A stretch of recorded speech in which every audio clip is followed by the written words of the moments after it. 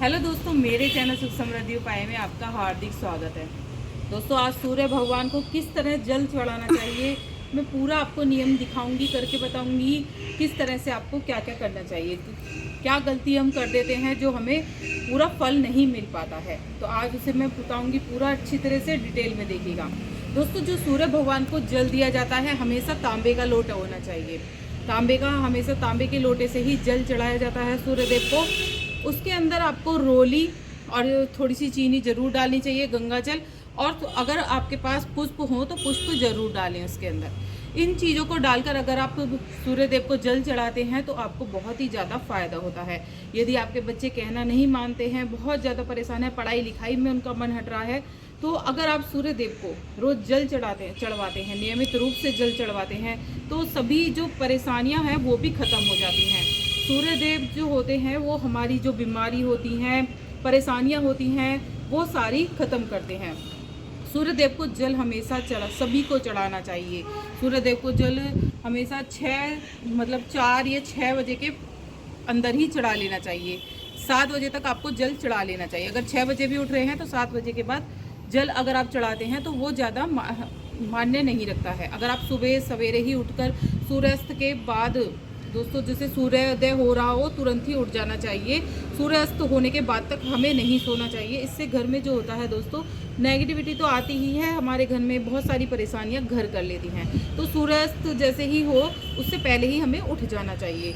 इस तरह से नहा धोकर आपको जल चढ़ाना चाहिए। जब भी आप जल चढ़ाएं एक बात का और ध्यान रखें कि जल जो है वो ऐसे न चढ़ाएं कि किसी के पैरों में आए। आपने जल चढ़ा दिया फिर दूसरा वहाँ पर टहल रहा है, इस तरह से आपको जल नहीं चढ़ाना है। तो आपको जल जो भी चढ़ाना है वो अच्छी तरह से चढ़ाना है। इस तरह से आपको कुछ बर्तन रख लेना है। मैं आपको दिखाती हूँ किस तरह से आपको बर्तन रखना है, तो आप जल चढ़ाएंगे तो आपका मान्य होगा। तो मैं आपको दिखाती हूँ। ऐसे रख लीजिए आप बर्तन को। तो इस तरह से आपको जल का लोटा लेना है। जो ये जो हो जल जो है आपको ऊंचा कर कर ही चढ़ाना है। इस तरह से आपको हाथ ऊंचा करके रखना है। मैं आपको करके दिखाऊंगी। जल जो है दोस्तों, सूर्यदेव को जल जो चढ़ाते हैं हमेशा सिर ढककर ही चढ़ाना चाहिए। कभी भी गीले वस्त्रों में आपको जल नहीं चढ़ाना चाहिए। जैसे आए हम नहाकर हम गीले हैं तो गीले वस्त्रों में ही जल चढ़ा दिया, ऐसे कभी नहीं करना चाहिए।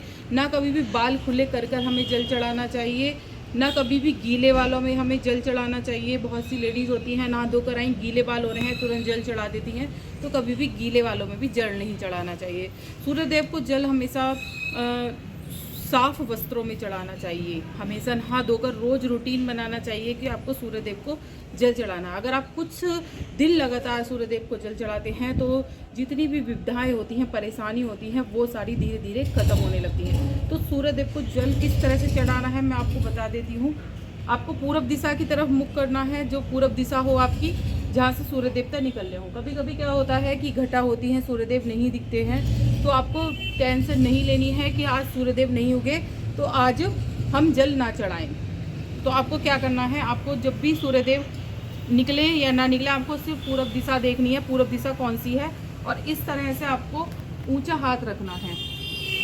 इस तरह से आपको ऊंचा हाथ रखना है। ऊंचा हाथ रखने पर याद रखें कि कभी भी आपके पैर में छींटे ना आए। जब भी आप जल चढ़ाएं कभी भी पैर में छींटे नहीं आने चाहिए आपके, कभी भी आपके अंग पर उसके छींटे नहीं आने चाहिए। तो इस तरह से आपको रखना है, और इस तरह से आपको रखने के बाद इस तरह से आपको बर्तन में आपको जो भी बर्तन हो उसके अंदर जल चढ़ाना है। अपने चीज से ऊंचा रखना है। इस तरह से आपको जल चढ़ाना है। और जल चढ़ाने के बाद आपको परिक्रमा जरूर लगानी चाहिए। तो परिक्रमा की क्या विधि है वो भी आप देख लीजिए। परिक्रमा इस तरह से आपको गोल घूमना है, 3 बार आपको घूमना है इस तरह से।